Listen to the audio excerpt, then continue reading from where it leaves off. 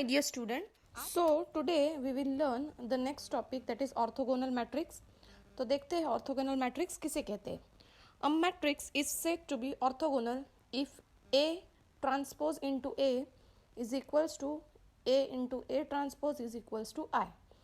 अगर मैंने A transpose को ऐसे मल्टीप्लाई करी और मुझे अगर आइडेंटिटी मैट्रिक्स मिला तो हम क्या बोलेंगे कि हमारा जो मैट्रिक्स है वो क्या है, orthogonal. Okay.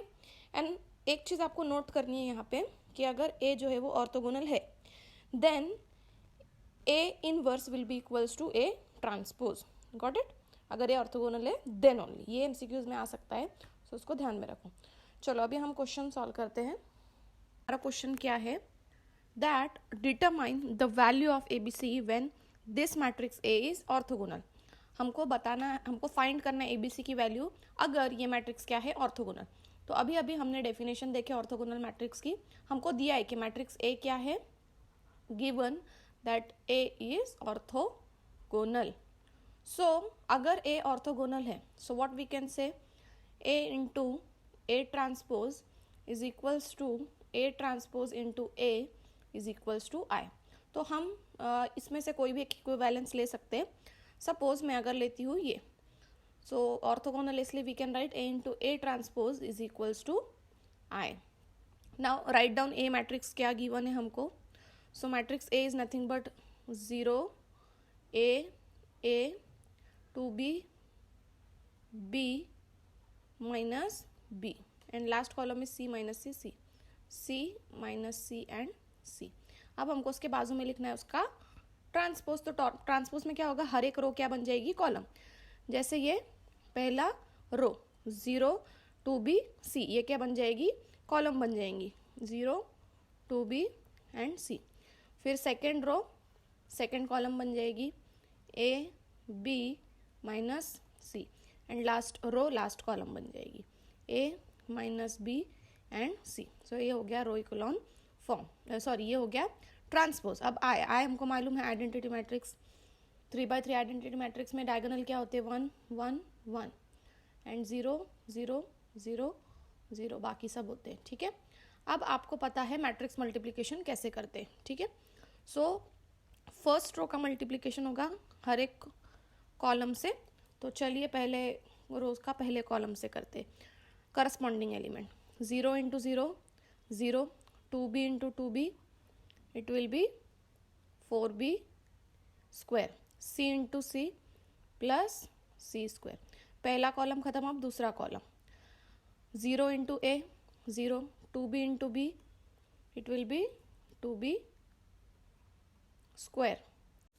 Now this C into minus C will be minus C square.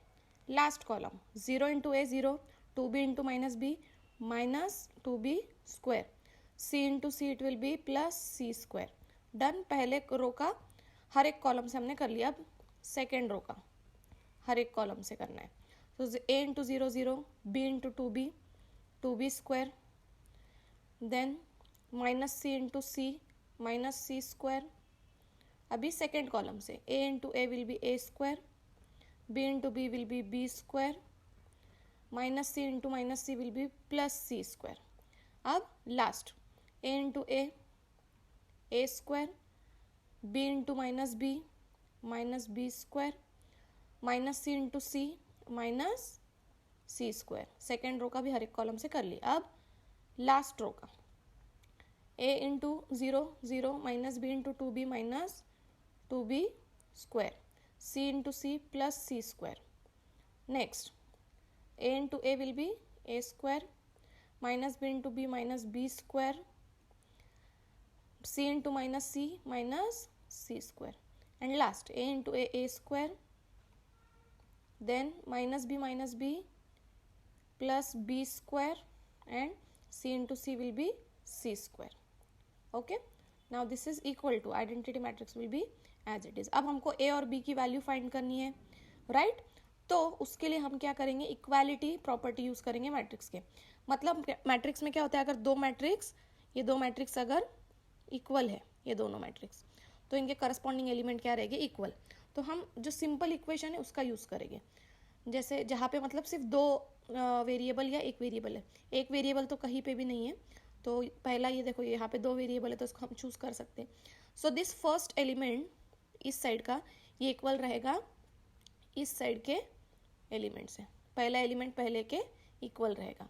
सो हम इसको ऐसे लिख सकते हैं 4b² plus c² is equals to 1.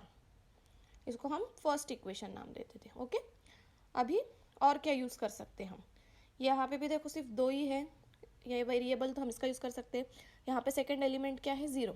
So 2b² minus c² equal to क्या आएगा 0. From this what you can say, we can say that c² वहाँ पे चला जाएगा तो माइनस से प्लस हो जाएगा. c² is equals to 2b², isn't it. So ये हम c² की वैल्यू इस इक्वेशन में फर्स्ट में पुट कर सकते हैं. सो हम क्या करेंगे, इसको 1 में पुट करेंगे.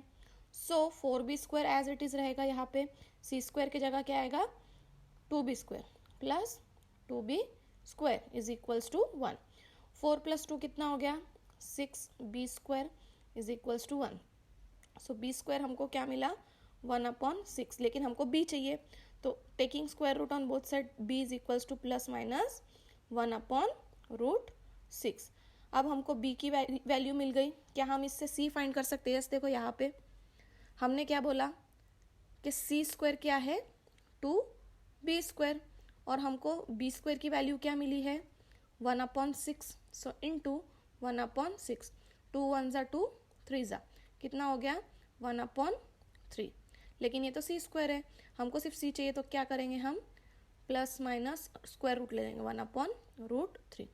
अब हमको a चाहिए, हमारे पास c है, हमारे पास b है, हमको a चाहिए, तो a कहाँ पे है, a यहाँ पे नहीं है, यहाँ पे भी नहीं है, यहाँ पे है, यस यहाँ पे है. चलो फाइंड करते हैं. a² plus b² plus c² is equals to, बीच वाला एलिमेंट है इक्वल रहेगा इस बीच के एलिमेंट से जो कि 1 है. So is equals to 1. Value put करते हैं. a² तो हमको फाइंड करना है, b² की वैल्यू क्या है हमको मिली अभी अभी 1/6. So will write 1/6 plus c² की वैल्यू हमको क्या मिली है c², यहाँ पे देखो 1/3. So 1/3 equals to 1 as it. अब हमको सिर्फ कैलकुलेशन करना है. So a² as it is plus ये 1/6, 6 है नीचे, यहाँ पे मुझे 6 चाहिए, तो 2 से मल्टीप्लाई करेंगे ऊपर नीचे, 2 1 ज़ा 2, 2 3 ज़ा 6 इज इक्वल्स टू 1. 2 + 1 कितना हो जाएगा 3/6 इक्वल्स टू 1. 3 1 ज़ा 3, 2 ज़ा, सो 1/2 उस साइड जाके क्या हो जाएगा माइनस हो जाएगा, कितना हाफ में से 1 में से हाफ जाएगा तो हाफ बचेगा. a हमको क्या मिलेगा इससे, a will be plus minus square root ले लेंगे तो 1/√2. ठीक है, a मिल गया. b भी हमने फाइंड कर लिए थे, b क्या मिला हमको plus minus 1/√6 plus minus 1/√6. Done. And c क्या मिला हमको, c is equals to plus minus 1/√3 plus minus 1/√3. तो बस हमको यही फाइंड करना था. तो एग्जाम में आपको ऐसे ही क्वेश्चन आएंगे, एग्जाम में आपको ऑर्थोगोनल दिया रहेगा और आपको उससे A B C AC value find करनी रहेगी by using this property of orthogonal matrix. So आज के लिए इतना ही.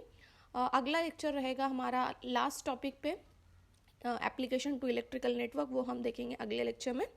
सो आज के लिए इतना ही, मिलेंगे नेक्स्ट लेक्चर में, तब तक के लिए बाय बाय, टेक केयर.